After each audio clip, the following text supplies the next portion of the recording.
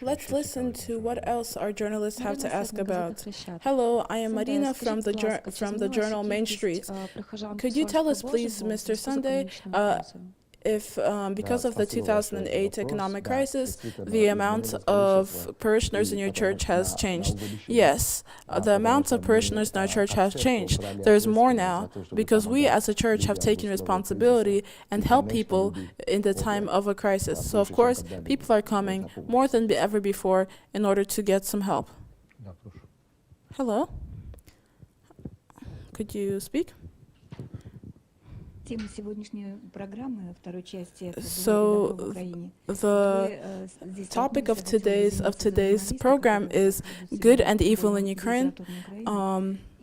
There was a resident of Ukraine, a journalist, who was speaking with you so disrespectfully, and I just want, as a journalist, to say sorry. And my question to you is this: have you ever been treated with such racist intentions in Ukraine, not by the journalists but by the citizens, while walking in the streets or things like that? Have you ever had some cases like that? Yes, especially to me, because I'm a public figure and many people only know about me from the mass media, or they do not know other foreigners, but they do know about me. So right now I actually cannot walk outside in Kyiv on my own, because though I really love walks, but once I was walking, I was swarmed by journalists on the main street, and while they were surrounding me, 6 or so young men pushed the journalist to the side and lunged at me. That's one example. Another example is when I was just walking down the street. That was I was near the parliament with a group of people, and just a normal resident of Kyiv, a lady, recognized me as Sunday, and she took her bag and her fists and she started hitting me, and she said, "You are the one who are hypnotizing the nation of Ukraine." She started saying those type of things. So you see that people really believe the propaganda that comes from the press. Some people take what's written in the newspaper or on TV, they take it as fact, as if it's holy truth. And even that lady, she naively believed it. She must have been a very sincere and honest person. So she definitely believed everything on TV and believed that all the economic problems Ukraine is going through is because of Sunday. Has there ever been cases where you were just walking on the street and people have treated you with kindness or with gratitude? Yes, that happens all the time, and that is definitely one of the reasons when people in the West ask me, "Aren't you angry at Ukrainians? Aren't you angry at Ukraine?" I say no. I only have love and I only have good memories, because as soon as my wife tells me, "Hey, let's leave this country already," I say no. That would be ingratitude. I can't leave. And even when you're disappointed, even when you're upset, you can't run away from it. And that's not a good representative of the Ukrainian nation. 98% of Ukrainians are wonderful people and treat me great as well. You know about the faith of a person's soul, don't you, Mr. Sunday? Could you tell us why your church has had such great success as opposed to our traditional Orthodox Ukrainian church? Well, because what I've tried to teach all the people going to my church, even politicians, even the mayor of the city, Kyiv, I tell them that life is only worth living when we live for other people. My motto is this: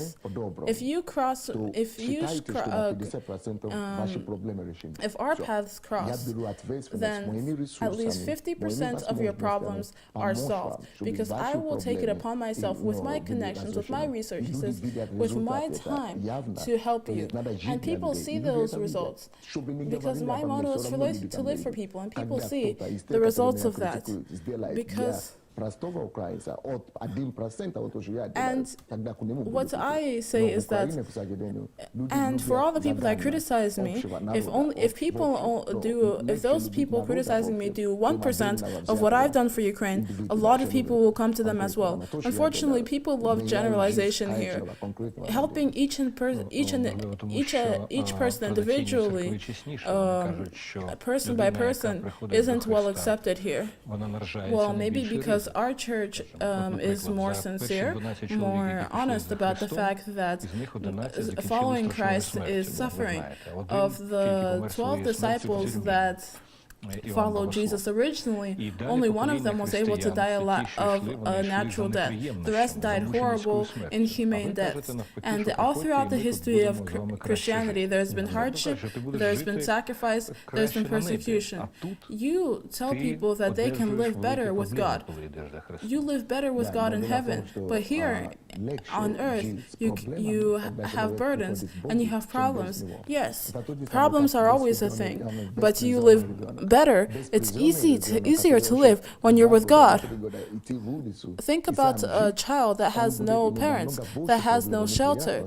That child that is living that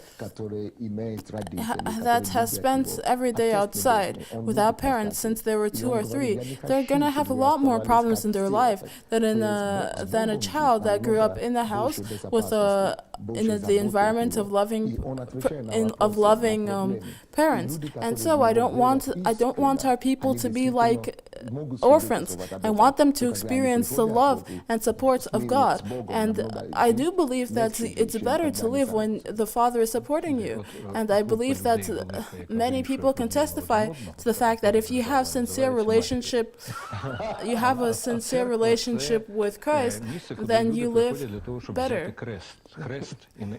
Well, a group of people where people without the help of the government help each other with their problems is called the mafia in Ukraine.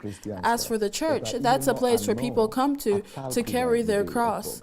Well, you know, that traditional understanding of Christianity is exactly what pushes people away from Christianity, because people believe that coming to Christ means to deny yourself everything, to get rid of your life, have no money, have no house, have no anything. But if you read the Bible and if you study it thoroughly, you'll see that carrying your cross doesn't mean to live in absolute poverty or to make yourself sick. It means to live a responsible life and to follow Christ in everything you do, not to break the commandments, not to sin. In our church, we do not drink, we do not smoke, we do not play around, we don't cheat on our wives or husbands. That's also a burden to carry, because temptations are everywhere. So yeah, in that sense, it becomes harder once you are a believer, because people will always be asking, why don't you drink? Oh no, this church has hypnotized you.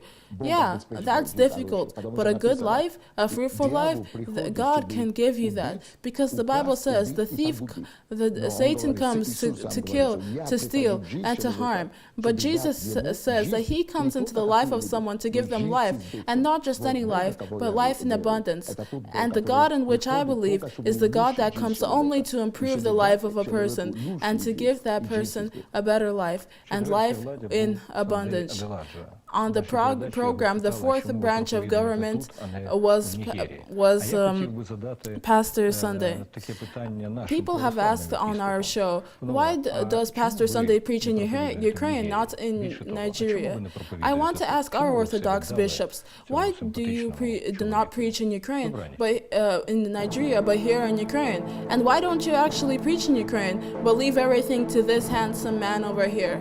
Have a good evening, everyone. Thank you so much for watching our videos. Now, we need to spread this word, and we need to do it together. For that to happen, we need your help. Just 5 little steps that you could help us to spread the word. Number one thing we need you to do is to like the videos. Please go like this video right now. Number two, if you have not yet subscribed to our channel, please go ahead and subscribe to the channel. Number three, we need you to press and click on that notification bell. You see the bell? Go press on it. And number four, we need you to go comment Write your comment, good or bad. Just write what you feel. Number 5, share, share, share. Share on every platform. Share on Instagram. Share on Facebook. Just share and spread the word. Thank you so much. All right. Blessings.